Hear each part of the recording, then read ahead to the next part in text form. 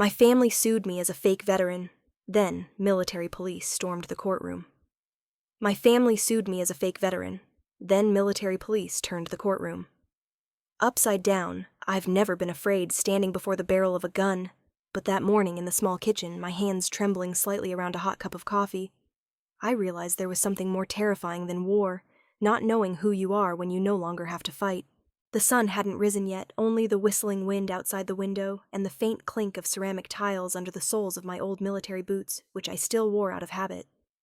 I'd been out of the service for over 2 months, but every morning started at the same hour with the same routine. Wake up at 500 brew black coffee, unfold an old map, and sit face to face with memories. My name is Evelyn Carr.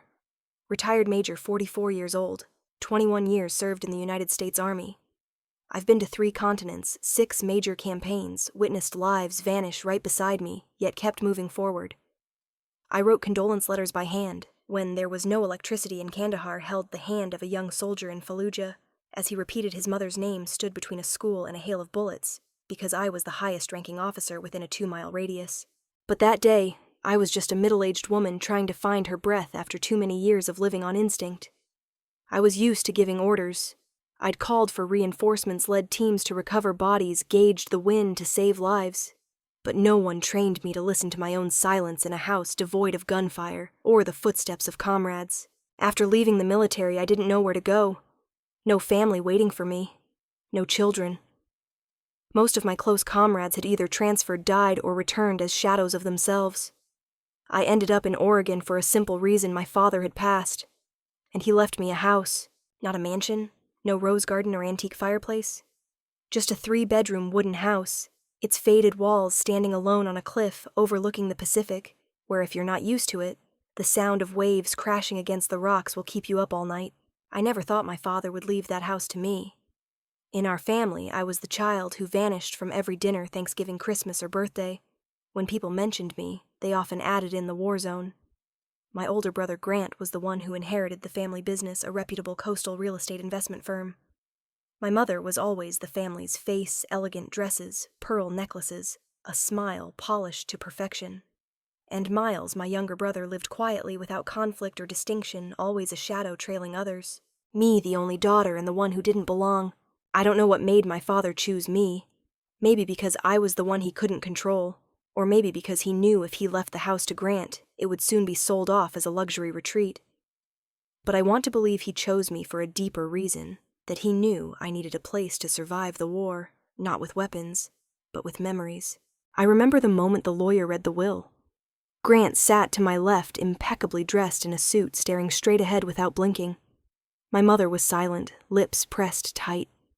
Miles sat in the back row as if eager to leave. No one looked at me. When the lawyer announced I'd inherited the house, the room froze for a beat. No one reacted. But I saw Grant's jaw clench. I saw my mother turn her face away. I knew they weren't pleased. I also knew it didn't matter anymore. The key was handed to me in a plain yellow envelope, no ribbon, no note. At the time, I felt nothing. But when I arrived at the house, stepped onto the creaking wooden porch, and looked out at the cold gray sea, roaring like the restless dreams inside me, I began to choke up. I walked in dust, clinging to the staircase railing, the floor creaking underfoot. No one was waiting for me. Only a sea breeze slipped through a cracked window, lifting a faded silk curtain. I closed the door and stood in the empty living room for 30 minutes, doing nothing but listening to myself. That night, I slept on the floor, no blanket or mattress. The soldier's habits lingered, knowing how to find warmth on a cold floor, distinguishing the sound of wind from approaching footsteps. But for the first time in years, I didn't dream of war. I dreamed of my father sitting on an old wooden chair, smoking his pipe, staring out at the sea, saying nothing. In the days that followed, I scrubbed away dust, repainted the railing, cleaned the kitchen. Each small task felt like reclaiming a breath. No helicopters, no gunfire, just the sound of waves and old wood. And slowly I realized I didn't need to wear a uniform to have the right to exist. But then the letter came. A thick, cream-colored envelope heavy with the seal of a law firm. I thought it was the final confirmation of my father's estate or a tax bill. But when I opened it, it wasn't ordinary paperwork. It was a lawsuit. Grant and my mother were the plaintiffs. The reasons fraud, falsified military records exploiting a dying man for personal gain. I read each word like someone reading their own obituary. My heart didn't race, it slowed, beat by beat.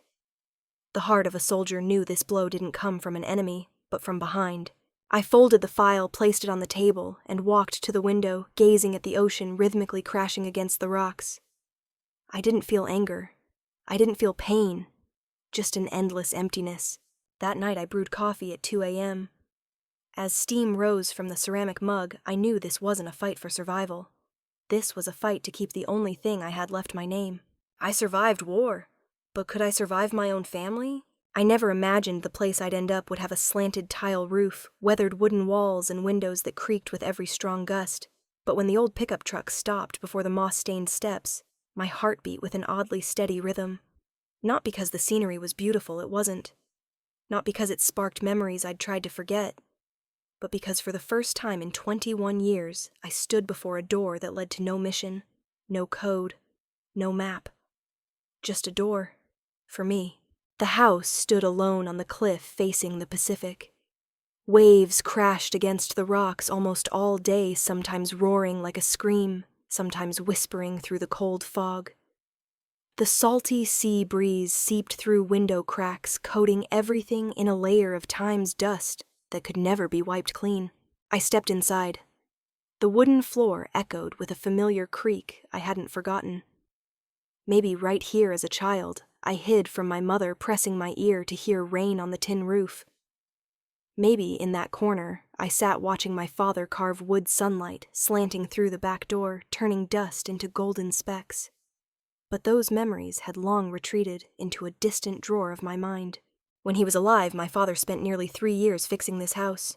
He called it the survivor's place, as if he foresaw that his children would one day need a roof to keep from collapsing. It took me over an hour just to open all the windows and let light flood in. The air inside was thick with the smell of old paper-damp wood and silence. That silence wasn't like the battlefield. Not tense, not heavy, but smoldering like an untouched sorrow. I set my backpack down, no need to unpack. That backpack had traveled with me through Iraq, Afghanistan, Kuwait. Inside was an old map fragment, a folding knife, a letter from a lost friend, and a notebook of my journey I still hadn't dared to open. All of it lay there as quiet as I was. The next day I was invited to the official reading of my father's will. Part of me didn't want to go. I hadn't spoken to my family in years. Thanksgiving calls had dwindled, then stopped. I didn't attend Grant's wedding, didn't call when my mother was hospitalized years ago. I'd built a separate world, and in some ways they didn't want to step into it either. But I went, not because I needed anything from the will, but because I needed to hear if my father remembered who I was. The lawyer's office was in the town center, an old building with frosted glass doors and worn carpet. I arrived 10 minutes early. Grant was already there, as always, annoyingly punctual. Gray suit, tailored to perfection, tie-matching hair slicked back as if held by sheer will. He didn't look at me. I didn't need him to. My mother arrived with him. She was the same calm, polished with the same old pearl necklace around her neck. But her eyes were colder. Not the polite distance, but a quiet negation, as if I'd never sat eating chicken soup with her every night as a child. Miles sat in the back row. His gaze avoided everyone. His gray sweater made him fade like an unfinished pencil sketch. I saw him glance at me once quickly, then look back at his hands. The lawyer opened the file. His voice was steady, but I heard each word like a bullet casing falling. Grant received all of my father's company shares, Carr Coastal Developments, a prestigious coastal construction and resort investment firm. My mother retained oversight of the charitable funds in his name. Miles, as my father put it, received a trust fund enough to live well, but not to burden him further. I understood my father better than they thought, and I got the house. No one objected. No one asked why. But I saw Grant's jaw tighten. I saw my mother's hand clench briefly, then release. No one spoke, but the room thickened with tension. The lawyer closed the file.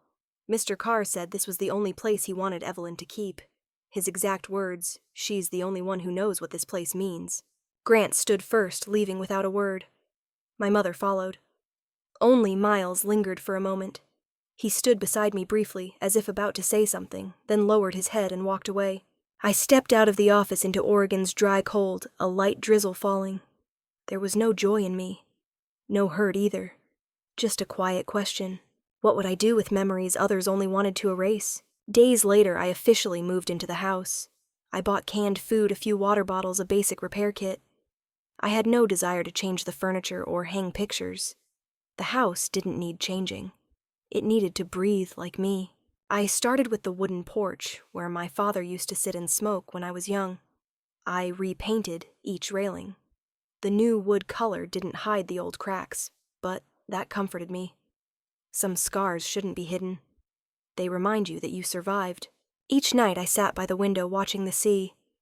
I didn't see a future, a plan, or a goal. Just a woman who'd lived 21 years by grit, now learning to live by silence. And then that envelope arrived. I found it in the mailbox on a Tuesday morning. Heavy, formal, stamped from a different law firm. When I opened it, each page burned away the fragile peace I'd just begun to build. I was being sued by my own family. The accusations falsified military records, manipulating a dying man, estate fraud. No battlefield blow ever left me as breathless as that moment. I don't remember how long I sat at the kitchen table, only that the wooden surface was cold. I looked out at the sea. The sea doesn't know pity. Neither do people. But I wasn't born to fall to this kind of bullet. When I was in the military, I lived through mornings where opening my eyes meant running to a bunker before taking a sip of water.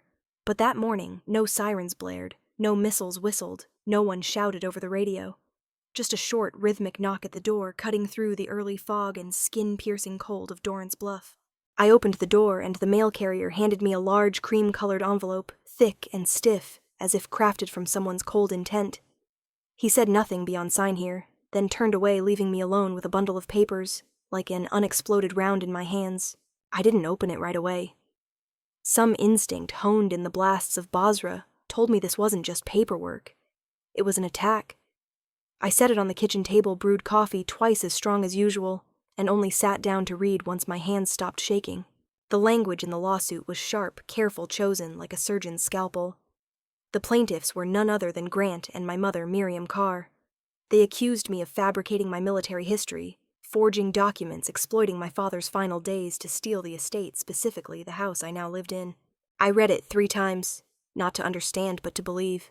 I'd seen enough betrayals on the battlefield, comrades firing on each other by mistake, commanders abandoning troops mid-sweep, young soldiers sharing rations with someone who tried to steal their weapon the night before.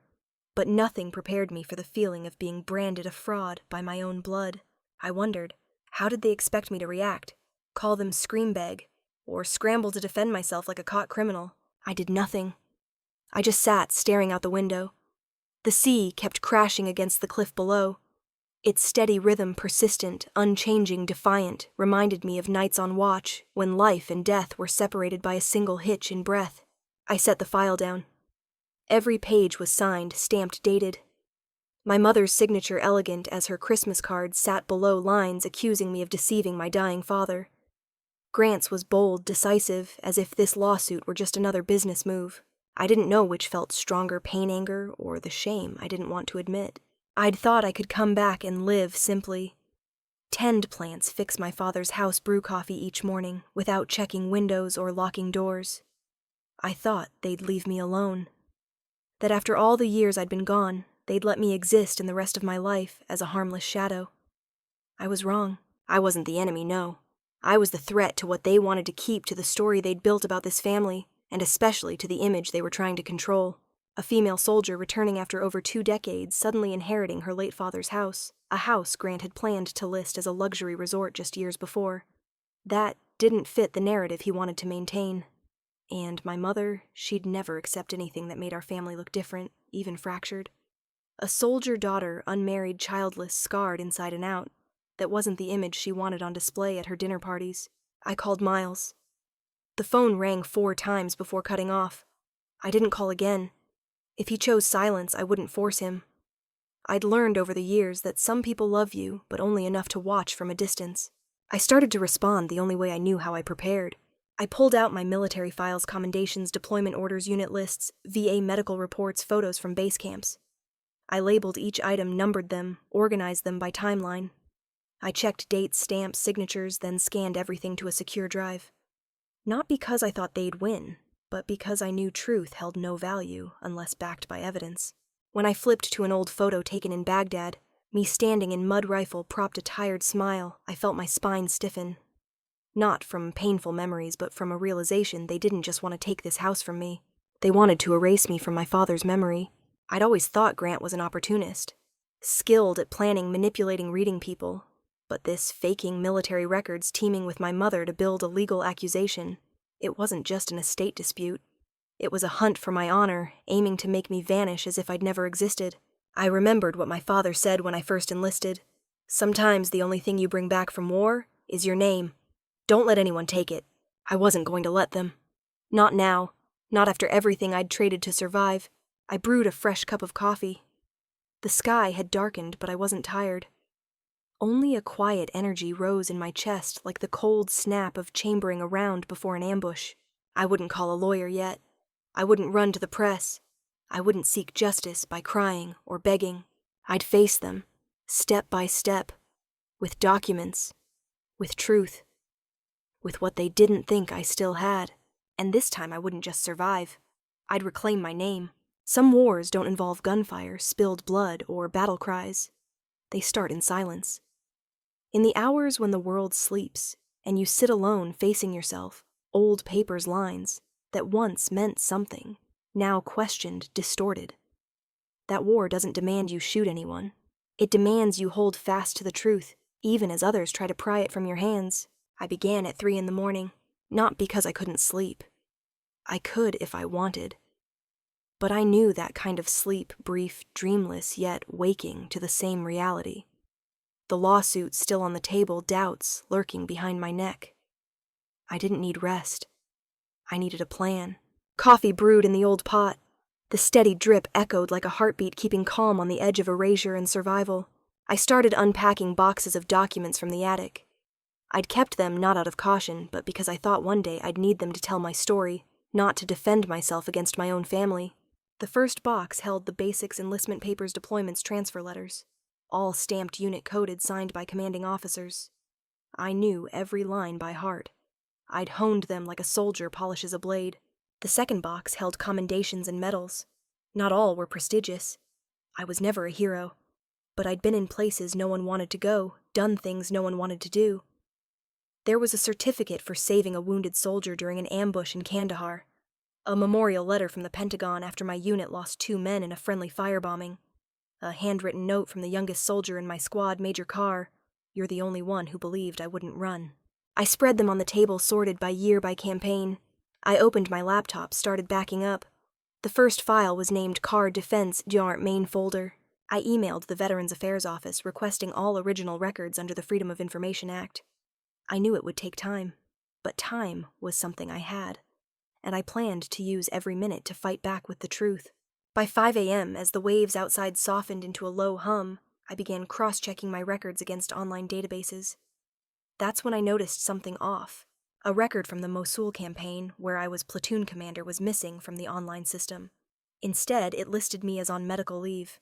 That was absurd. I hadn't taken a single day off during those 4 months that spring. I still had an email confirmation from Captain Munoz, who directly assigned me. I found 2 more discrepancies. A 2011 commendation missing its notarized stamp. A PDF from the Basra campaign, my name misspelled as Evelyn, while every other copy was correct. The differences weren't glaring enough to raise alarms, but they were enough to plant deliberate doubt. I sat up, a chill running down my spine. Not from the weather, but from a quiet certainty someone had tampered with the data. And they knew exactly where to tweak it to avoid detection while undermining my record in court. A covert attack. No gunfire, but enough to ruin a soldier's name. I looked out the window. The sea still churned. The darkness was fading on the cliff, but in me, a new light was beginning to glow. I worked without stopping. Contacted former comrades, old commanders, medics, nurses, even a journalist who'd interviewed my platoon in Fallujah. Some didn't reply. Some sent brief messages. "I remember you, Major Carr. If you need me to confirm, just say." In one of those messages, I got an email from someone unexpected, Lieutenant Colonel Ellery, my old commander in Baghdad. His note was short. "Evelyn, if they're coming with papers, they'd better bring fire too. You're still one of mine. If you need me to testify, just say the word. I smiled, the first smile in days. Not just for the encouragement, but because I knew I wasn't alone anymore. Outside, dawn broke. I brewed a fresh pot of coffee, sat at the table, and looked at the stacks of documents rising like a windbreak. And I thought of my mother, of Grant, of what drove them to go this far. I wasn't naive enough to think it was just anger. No, they acted out of fear. Fear that if I kept this house, I'd be living proof of something they couldn't control, the true memory of my father, our family's past, and themselves. I picked up the phone and called my lawyer. When she answered, I said calmly, "I've found discrepancies. I'll keep digging. But I want you to prepare everything. This isn't just a civil case anymore. This is federal record tampering." Before hanging up, she said, "We need to know who they have on their side. Grant's law firm isn't small. If they've gone this far, they're not acting alone." I nodded, though she couldn't see. "I know, and I'll find out." I hung up, stood, opened the window wide, letting the sea breeze rush in. The battle had begun. Not with guns, not with blood, but with truth. And I'd started lighting the fire. We hadn't spoken since the will reading. Back then, Miles had a chance to look at me to say something, but he didn't, and I didn't expect him to. We were two beings raised in the same house, under the same name, but shaped by different fears. Miles feared confrontation. I was taught it was inevitable. So when I got a text from him midweek, I stared at the screen for a long time. 5 words: "We need to talk." No greeting, no reason, no emotion. I set the phone down. Didn't reply right away. I brewed tea, typed notes, reviewed an email from my lawyer. But no matter what I did, my eyes kept drifting back to the screen. The message was still there, a line underscoring years of silence. I replied with one word, "When?" His response came faster than I expected. 15 minutes. "Cliff behind your house." No one had talked on that cliff since my father died. It was where he'd sit, smoking his pipe, reading, or just staring at the sea. I always thought it was his most private space, and it was strange that Miles chose it to break the silence. I grabbed a jacket, a flashlight, and stepped onto the porch. The sea wind whipped my face, reminding me this place I lived in wasn't gentle. I followed the narrow path behind the house, my old boots crunching on gravel. Miles was already there. He stood slightly turned toward the sea hands, deep in his coat pockets, shoulders hunched as if holding something he couldn't let fall. When I approached, he didn't turn. He only spoke loud enough to be heard over the waves. I didn't know it would go this far. I didn't answer. Didn't step closer. Between us was a 3-meter gap, just enough for truth to slip through, but not enough for forgiveness to cross. Miles pulled his hand from his pocket. In his palm was a small object, a silver USB, lightly scratched as if handled many times. "I shouldn't have this," he said, his hand trembling slightly, but I took it. I stepped forward, held out my hand. He didn't let go right away. We stood there, hands touching, for a few silent seconds. Despite the howling wind in that moment, time seemed to slow. When I took the USB, Miles pulled his hand back and shoved it into his pocket, as if withdrawing a bullet from his chest. "I didn't read it all," he said. "Just saw your name and how they planned to make you disappear. I thought at first it was just a delay tactic to buy time with the estate. But then..." He bit his lip, stopped, and I saw his eyes flick across my face the first time since the will reading. Then Mom talked to a tech company, and Grant, he used the phrase, "control the narrative." I got it. I got it too well. I nodded but said nothing. I hadn't come to make Miles confess. I just wanted to know if my little brother still had something in his heart, beyond indifference. We stood there a while longer. Not reconciliation. Not affection. Just 2 people looking in the same direction for the first time in years. As I turned to leave, Miles said softly, "You're the only one in the family who never made me choose sides." I paused but didn't turn back. A strong gust swept through, carrying his voice out to sea like a confession no one heard. I went home, plugged the USB into my computer. The files opened without a password. I saw folders named Planned Media Statements, Record Adjustment Strategy, Legal Counsel, Confidential. Each file was a piece of the puzzle. Each email a slice of betrayal. There were messages between my mother and Grant dated 3 weeks before my father died. They discussed pushing Evelyn out of the inheritance by softening her military credibility. One line stopped my breath.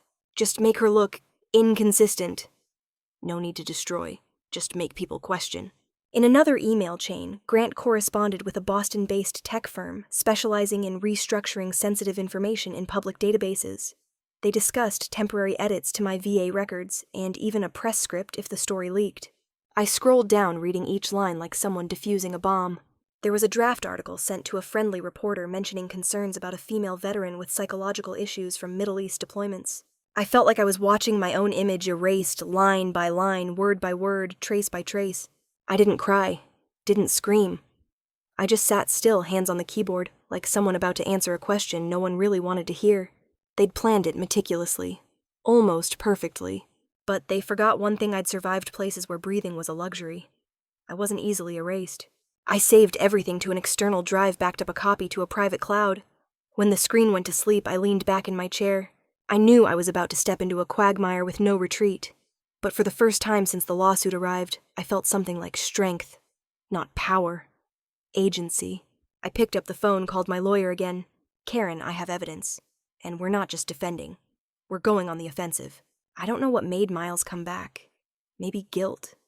Maybe pity. But when he showed up at my door the next morning, unannounced, no text, I knew this wasn't a fleeting moment. Miles brought nothing but a paper bag of baked goods and a thermos of hot coffee. He stood awkwardly on the porch like a stranger visiting a house from his own childhood. His eyes avoided mine, but his hands gripped the bag's handles, telling a story of someone who'd stayed silent too long. I opened the door without a word. No smile, no invitation. Just a slight nod, stepping back to let him in. That was the only forgiveness I could offer right now, not with words, but with space. We sat in the kitchen. On the table were the thermos, 2 ceramic mugs, and a plate of untouched cinnamon rolls. Early light slanted through the window, catching dust motes dancing in the air. Outside, the wind rustled bare maples behind the house. A morning like any other, except for the tense silence between 2 siblings who'd become strangers. Miles spoke first. "Are you mad at me?" I looked into his eyes. Part of me wanted to say yes. Yes, for not speaking up. Yes, for letting them spin lies. Yes, for leaving me alone, against a storm we both knew was coming. But I shook my head. Not out of forgiveness, but because I understood. Miles had always avoided conflict. As a child, when our parents fought, he'd pull the blanket over his head, pretending to sleep. And his whole life, he'd lived that way. "Not mad," I said, voice low, "just regretful." Miles nodded as if that hurt more than a reprimand. "I didn't know what to do," he said, voice hoarse. Grant was always the strong one. Mom, she always said what was best for the family. And you were gone. I was a soldier, I corrected, not angry, just stating. Right.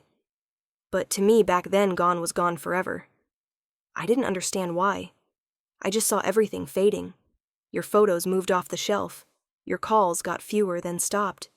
And when you came back, no one knew where to put you in the picture. I looked at him. Beneath his indifference, I began to see a truth: Miles wasn't apathetic. He just wasn't strong enough to resist the family's current. When everyone chose silence, he flowed with it. And in doing so, he'd lost the best part of himself. "But you came back," I said. "And this time you're not standing on the sidelines." Miles nodded, then pulled a piece of paper from his coat pocket. A printed email from Grant to our mother. The date matched my father's final hospital stay. I'd seen its contents on the USB, but reading it on paper with the ink smudged slightly at "She Can't Fight Back" felt like someone rubbing mud on my medals. "I thought about it for a long time," Miles said. "Whether to stay quiet, whether to give this to you. But then I thought, if you didn't do anything wrong, who's the one who needs to hide?" I didn't answer. I just placed my hand on the paper, smoothing its crease like a soldier checking a weapon before battle. "Miles," I said, voice soft but clear. "Sometimes betrayal isn't an act. It's silence when the right thing needs to be said." He lowered his head. I saw his eyes glisten, but he didn't wipe them. "I know, and I'm not apologizing. I know apologies don't fix anything.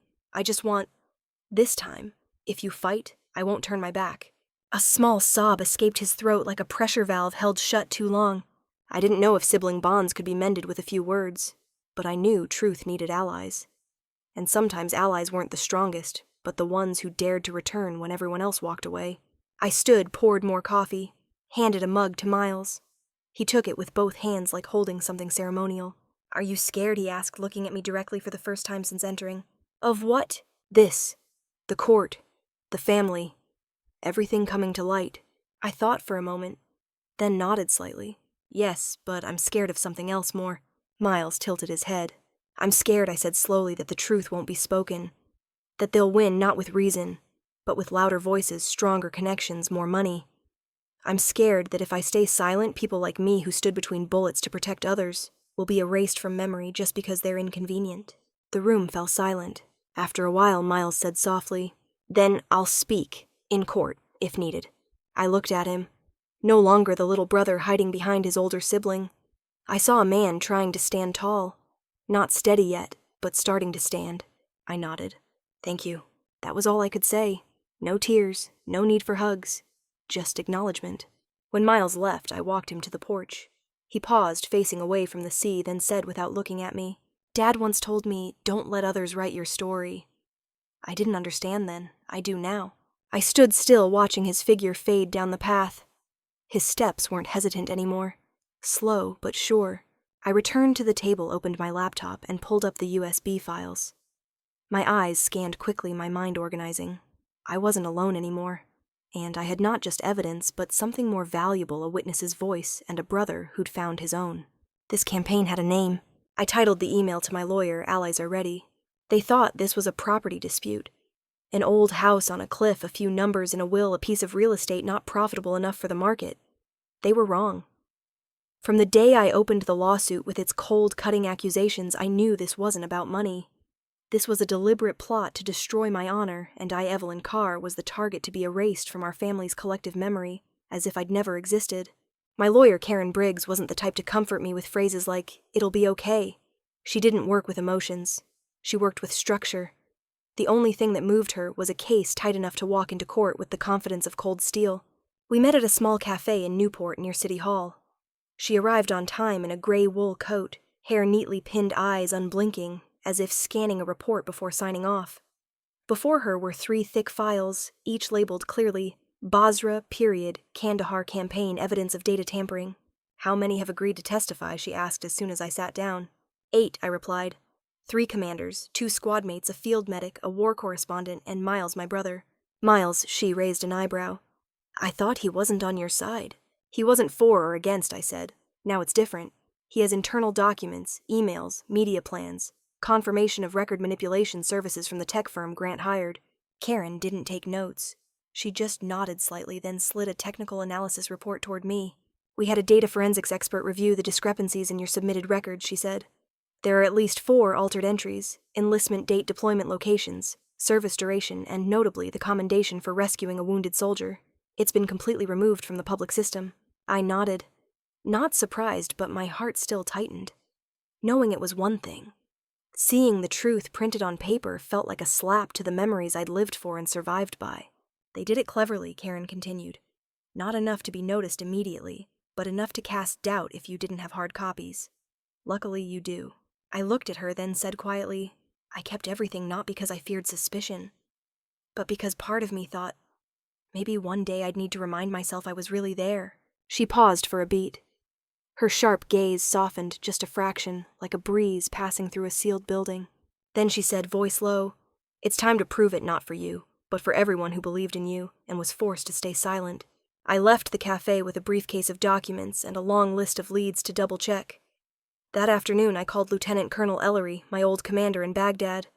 The connection was bad, his voice as gruff as ever, but when I said, "I need you to testify for me," he didn't hesitate. "We stood together through real fire," he said. "You think I'll let them drown you in fake papers?" I called Dana Walsh, the war correspondent who'd written about the child rescue operation I led in Fallujah. She didn't need reminding. "I remember you," Dana said. "Your whole team thought you were the only one who'd defy orders to save people. I still have the interview recording. If you need me, I'll testify." Each call was a piece falling into place, but also a layer of emotion unearthed. I wasn't one to dwell on the past. But this time, I had to face every decision, every name, every loss, because honor wasn't just an abstract idea. It was what kept a person from dissolving. That night, I sat at my screen checking each file. Every entry I noted clearly confirmed witness original document timestamp discrepancy. I wasn't doing this to defend myself anymore. I was preparing to attack. Because truth has no voice if no one brings it to light. That night, I didn't sleep. I sat in the dark living room, looking out at the sea. Moonlight glinted on the gray water, sparkling like 1,000 shards of broken glass. I thought of my father, who'd sat in this exact spot. No one knew what he thought when he left this house to me. But I wanted to believe he knew. Knew I'd need a place to fight, a place that couldn't be taken. The clock struck 3 a.m. I stood, brewed coffee. The house was utterly silent save for the sea wind whistling through the window cracks. I stared at the open file on the table. Faded black words on white paper, seemingly lifeless, yet carrying everything I'd been through, blood tears, life or death decisions, and the silence of those behind me. I grabbed a pen, wrote one line on the cover of the main file. This isn't a lawsuit, it's my final campaign. Tomorrow morning, Karen and I would submit this file to the court, and when the trial began, I'd no longer be the accused. I'd be the one exposing the attackers. And this time I had a team behind me. The Oregon Federal Courthouse wasn't like any place I'd ever been. No smell of burning fuel, no bullets whistling overhead, no cries for medics. But the tension was the same.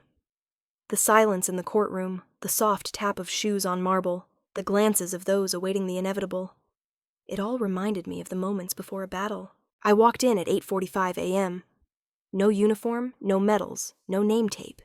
Just me, Evelyn Carr, a soldier, no longer in the ranks, but still bearing the scars of the battlefield inside and out. I didn't want them to see my rank or title. I wanted them to see me as I was the person they'd tried to erase from the family's memory. Grant was already at the plaintiff's table. Gray suit, dark blue tie eyes, calm, as if this were just a strategy meeting. Beside him was my mother, cold, not sparing me a glance. The pearl necklace around her throat caught the overhead light, glinting like an invisible barrier shielding her from emotion. Miles sat in the third row alone. His shirt slightly wrinkled, hands on his thighs, as if trying not to tremble. I didn't look at him long, just a slight nod. Enough to say I saw him there. Enough for him to know I kept my promise. Grant's lawyer spoke first. A man in his 40s, voice smooth as a honed blade. He didn't accuse outright. Instead, he painted a picture of a daughter gone for years, absent, returning only when her father was dying, and the estate was being divided. "We don't deny Ms. Evelyn served in the military," he said, voice low and persuasive. "But the records respectfully show inconsistencies, discrepancies, signs of tampering. We only want the truth. We only want to ensure the family's honor isn't exploited." That last line landed like a slap. All eyes turned to me. But I didn't move. Didn't react. I was used to being watched, judged, underestimated. On the battlefield, I'd been seen as a weak commander because I was a woman. Until I saved my unit from an ambush, they learned to stay silent. Silent like me now. Grant stood. He spoke like he was addressing a shareholders' meeting. "My sister Evelyn," he began, "served, yes. But the records she presents don't match what the government systems currently hold. There's evidence she actively constructed a past, tailored to benefit her most. She returned at the right time. She got the house, the only one of 3 siblings. No one wants to believe this, but sometimes we have to ask questions." I listened to each word like an old song sung off key. He didn't shout, didn't provoke. He let his soft words slither into listeners' ears like venom. Karen's turn came. She stood calm, opening the file before her. "Honor isn't an abstract notion," she said. "For a soldier, it's the only thing they bring back from the battlefield. And in this case, my client's honor has been targeted, manipulated, and framed in a story controlled by one side." She began laying it out: original military records, confirmation letters from senior officers, medal copies, and most critically evidence that my records had been deliberately altered by a tech firm hired by Grant. I didn't look at Grant as the evidence was presented, but I heard his pen stop tapping the table. Karen pulled out a thick yellow envelope. "And finally, Your Honor, she said we submit the original documentation signed, stamped, and verified by 3 military commanders and a direct witness who received internal communications between the plaintiffs and their digital partners about restructuring my client's image." I stood, took the TAN file from my bag, and walked forward. Each step on the cold stone floor pulled me back to days I'd walked into danger zones, carrying orders no one wanted to bear. But this time I carried no gun. I carried the truth. No defense speech, no theatrics. I placed the file on the judge's bench. Judge Raymond Kenner Stern and Unreadable took it. He flipped through the pages. Read. His eyes narrowed at the emails titled Narrative Control Plan. He glanced at Grant, then at my mother. I stood still, eyes forward. He set the file down, his voice low and clear. Bailiff, lock the courtroom doors. No one leaves. A ripple of murmurs swept through the room. I saw Grant's back stiffen. My mother turned to the judge's lips, parting as if to speak, then silence. Karen stood beside me, gripping her backup file, eyes sharp as a scalpel. The side door opened. 2 federal marshals stepped in uniforms, crisp steps precise. The judge continued, voice steady but no longer neutral. Based on the submitted and initially verified documents from federal agencies, the court finds evidence of the following falsification of military records: obstruction of administrative investigation and manipulation of a veteran's honor.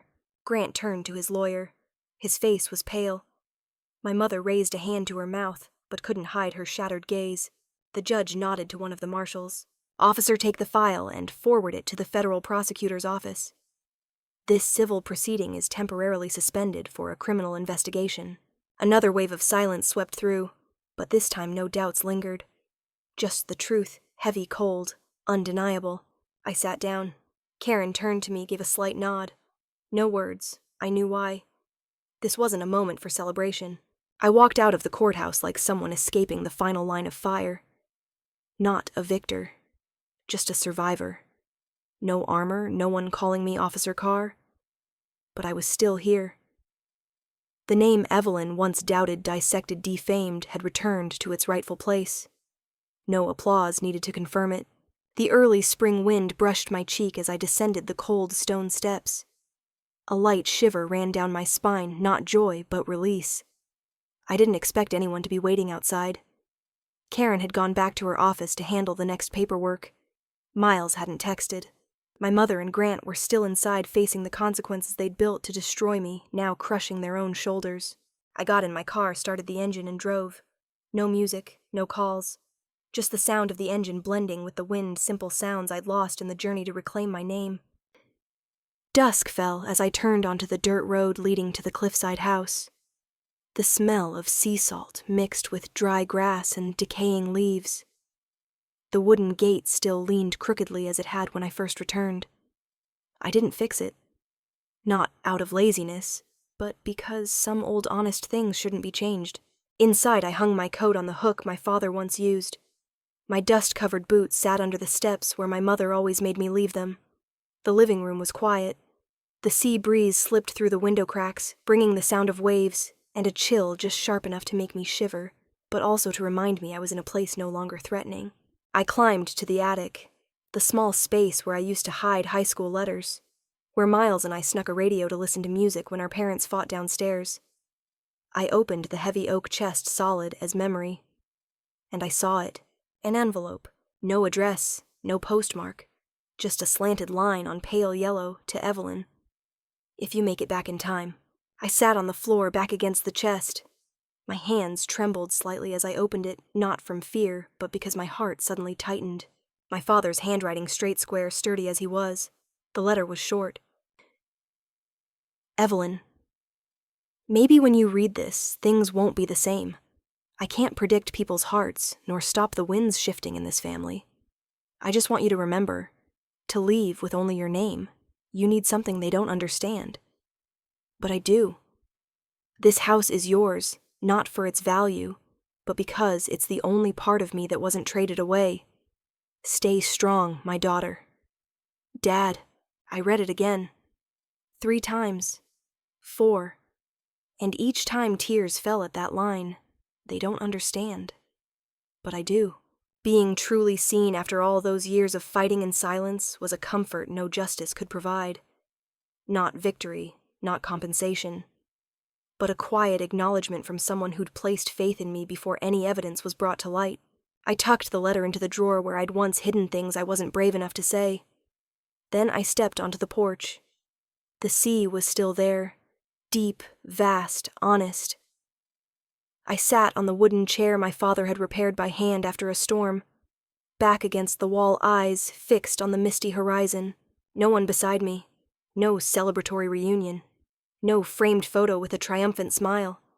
But for the first time in years, my heart carried no burden. No lingering question of whether I deserved to live in this house. Whether I was truly who I thought I was. Now I knew. I was Evelyn Carr. Daughter of a man who lived simply but profoundly. A soldier who didn't fall to invisible wounds. And a woman who held fast to her name even when those closest to her wanted to deny it. A strong gust rattled the door behind me. I didn't stand. Didn't close it. Because maybe a door should stay open for the things left unfinished to return, like the footsteps that would come that night from the old road with a face I thought would never dare return. The rain that night fell like a gray curtain, thick and heavy. The steady patter on the wooden roof sounded like patient fingers, making the space around the cliffside house quieter than ever. I sat on the porch's wooden chair, wrapped in a thin blanket, holding a mug of hot tea. The house was steeped in the scent of burning wood from the fireplace and the distant crash of waves. I thought I'd just stay up with the rain until dawn, but then I saw the figure, a blurry shape under the rain standing at the gate. I squinted, thinking at first it was the mist and darkness playing tricks. But his steps moved slowly closer over the wet gravel path, his boots making a dull crunch swallowed by the storm. When he stopped under the porch's yellow light, I recognized him. It was Grant, my brother. The Grant I knew was always polished, pristine, in a perfect suit, tie-knotted expensive cologne. The man standing before my door now was nothing like the image I remembered. Hair, disheveled, soaked shirt clinging to his gaunt frame face, haggard as if he'd endured sleepless nights. He looked at me, eyes swollen and sunken like someone who'd lost everything. I didn't ask why he was here. I just stood, walked to the door and opened it. "Come in, Grant," I said, voice low and steady as if I'd known this day would come. "You'll catch a cold." He stood frozen for a moment, rooted to the porch. Rain poured down his backwater, dripping from his hair onto his face, mixing with what might have been a tear. I wasn't sure. Grant never cried, but tonight maybe he had no strength left to hide. Finally, he crossed the threshold. I closed the door, handed him a dry towel. "Sit," I pointed to the chair near the fireplace. "I'll heat up some soup." He didn't speak, just nodded. I heard him sit, the heavy sigh like he carried a stone in his chest. I took a pot of chicken soup from the fridge, warmed it on the stove. The aroma of chicken and herbs filled the house, warm enough to blur the rain outside. I lost everything. He finally said, voice hoarse, as if unused for days. The company's suspended. Investors pulled out. Mom, she won't look at me anymore. She's silent, like she never gave birth to me. I didn't turn. I stirred the soup, listening to the steam rise, the rain still murmuring like the sea's whisper. I didn't respond, knowing Grant needed to release what he'd held in too long. "I was wrong," he continued, voice breaking. "I thought I could win, that I knew how to control everything, even you. But in the end, I controlled nothing. I just ruined it all." I ladled soup into 2 bowls, set one in front of him. He looked at the bowl, then at me, his eyes searching for condemnation or forgiveness. I gave him neither. I just sat across from him, holding my steaming bowl, and said slowly, "You don't need to apologize with words. Just live differently." Grant froze. The words cut the taut thread between us. He didn't speak again, just lowered his head spoon, trembling before taking the first sip. The kitchen fell silent, only the soft clink of spoons against bowls and the rain on the porch. I looked at him, the man who'd been my brother, who'd faced me in court now, just a lost, weary figure. "What will you do next?" I asked, voice without judgment, just a question. He set his spoon down, looked up. "I don't know. I never thought I'd start over. But maybe I have to try." "Then try," I said. "But this time don't build on lies. Don't live like everyone has to bow so you can stand taller. Live like a regular person. That's enough." He didn't answer, but I saw a faint spark in his eyes, like dying embers finding oxygen. He nodded once. I stood, washed the dishes. He sat a while longer, staring into the fireplace, as if searching for answers deep within himself. When I turned back, he was standing holding the damp towel. "I'll go," he said. "I don't want to bother you." "Stay tonight," I offered. "It's pouring. The sofa has enough blankets." He hesitated, then nodded. That night, for the first time in years, my brother slept in our father's house, not as a rival, but as someone needing shelter. I don't know what tomorrow holds for him. I'm not sure this forgiveness can mend the past, but at least it stopped us before it was too late. Forgiveness doesn't erase memories. Forgiveness refuses to let memories control you. Before bed, I looked out at the porch. The rain still fell, but something felt different, as if the storm had passed, leaving a clearer sky for tomorrow. I never thought I'd hold a shovel for anything but digging foxholes. Yet this morning I knelt in the dirt behind the house, hands muddy, carefully planting clusters of pale purple lavender in a small garden I'd never dreamed of a memorial garden. The ocean breeze blew through, no longer biting like last winter, just enough to lift my hair and blend the lavender's scent with sea salt into a unique fragrance. Each pebble I placed around the flower beds came from the cliffside path my father walked me down every Saturday afternoon. I didn't do anything grand, no stone plaques, no names, just a wooden bench I built myself placed in the garden's center, and on its backrest I carved one word, honor. I didn't build this garden for myself alone. It's for everyone who's endured in silence, who's been unseen for who they truly are. For my father, the mechanic turned principled parent. For my comrades alive or fallen. And maybe, for those who tried to erase me from this world by wiping my name from memory. The back door opened. Miles stepped out as he had for weeks now.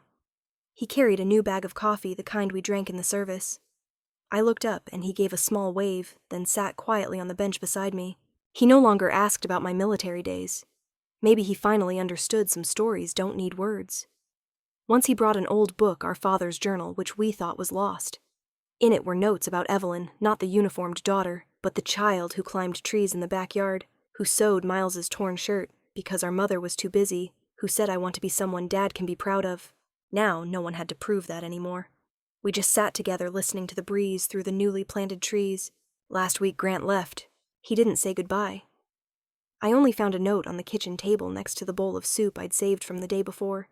His handwriting was still firm, but less rigid. He wrote, I need to go. Not to run, but to find who I am when I'm not standing on a pedestal. Thank you for not pushing me off even though you had every right.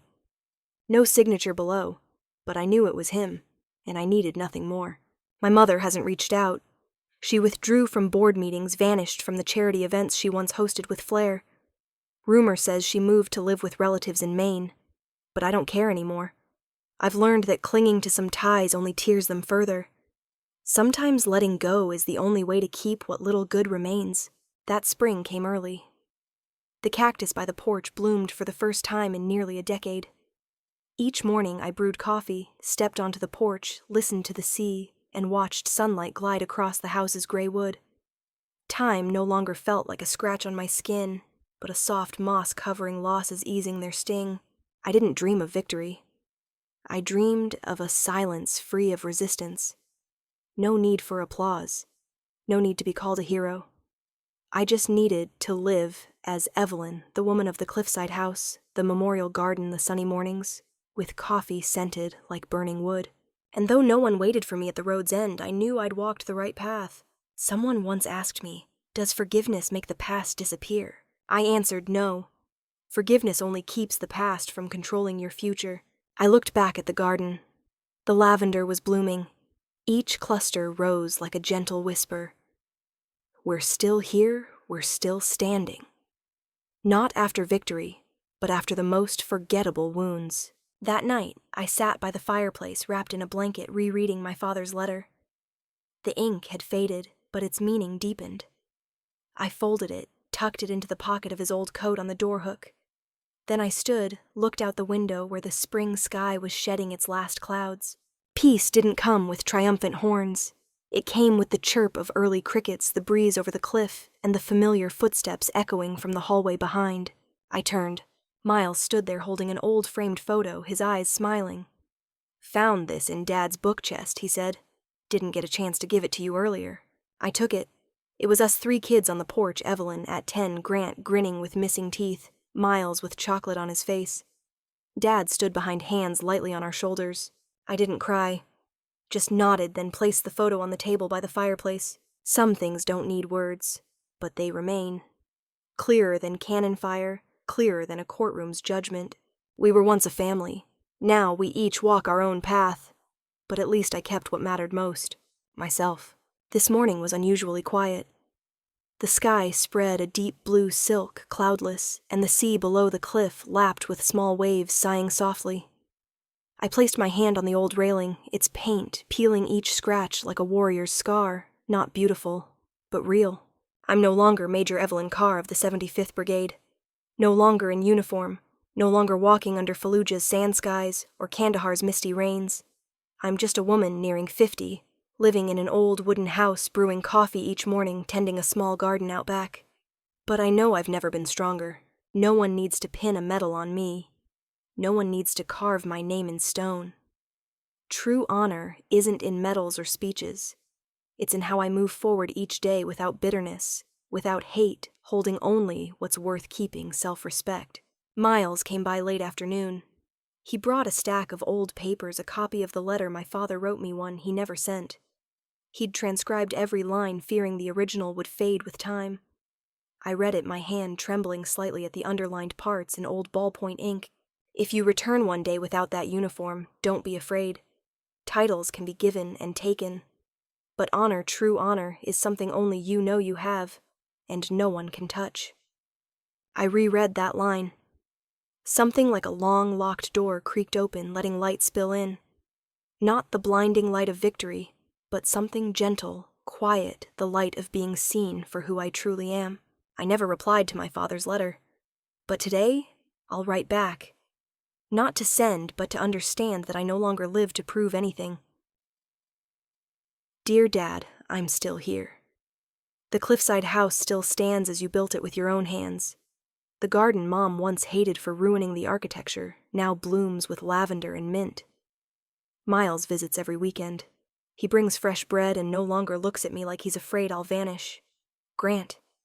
I don't know where he is, but I believe he's searching for the person he lost. I don't expect forgiveness, but I've let go. I no longer wear a badge, but honor lives in every breath I take, in every pebble I place on the memorial bench, in every quiet moment I watch the sea without a heavy heart. I understand now, Dad. Honor doesn't need anyone's validation. It just needs me to hold it with silence and choices that don't repeat what others did to me. Thank you for teaching me to live this way. Evelyn. I folded the letter, placed it in a wooden box with a young photo of my father. I didn't cry. I'd spent all my tears in trenches in court and in cold desert nights when friends never returned. I just smiled. The next day I sat on the garden bench, a thin jacket across my thighs, holding a mug of mint tea I'd picked myself. On the porch a sparrow landed, hopped, then flew off. I heard Miles on the phone inside his light laugh, the creak of the old wooden door opening. No longer heavy, no longer evasive. Each day passes ordinarily, but to me they're extraordinary, because they're days I no longer have to prove I deserve to live to be respected. I just need to live, and that's what matters most. As the sun sank toward the horizon, a faint red glow spread across the sea. I walked to the garden's edge. From here I saw the entire cliff, where an Evelyn once stood between two fronts, honor on one side, blood on the other. She didn't fall. Perhaps the greatest lesson wasn't learned on the battlefield, but in this old wooden house, that honor doesn't come from medals or praise, but from how you live kindly, bravely, not letting hate lead the way. Family isn't always a safe haven, but forgiveness, though hard, can open the door to a more peaceful life. I lost much, but what I kept was the most important, myself. If you've ever been misunderstood, pushed into life's shadows, I hope this story reminds you you are valuable, and no one has the right to take that away. Thank you for joining me on this long journey. If this story touched you, please leave a comment, share your thoughts, and follow the channel. I have more stories to tell about resilience, family, and rebirth from ruins. See you in the next journeys, because each of us, though broken, can still stand tall by the name we carry. When I sat down to write this story, I realized sometimes what makes us strong isn't victory, but the courage to not become like those who hurt us. Honor isn't in medals or applause, but in steadfast silence, in choosing to live kindly, despite an unjust world. Family can be a wound, but also a place to start anew. Forgiveness isn't about forgetting, it's about finding peace. If you've ever doubted yourself, been rejected by those closest to you, I hope you see yourself in this story. You're not alone, and your worth doesn't depend on who believes you, but on your choice to live rightly day by day. Thank you for walking with me. If this story touched your heart, please leave a comment, share your thoughts, and follow the channel. We'll meet again in other stories, other journeys.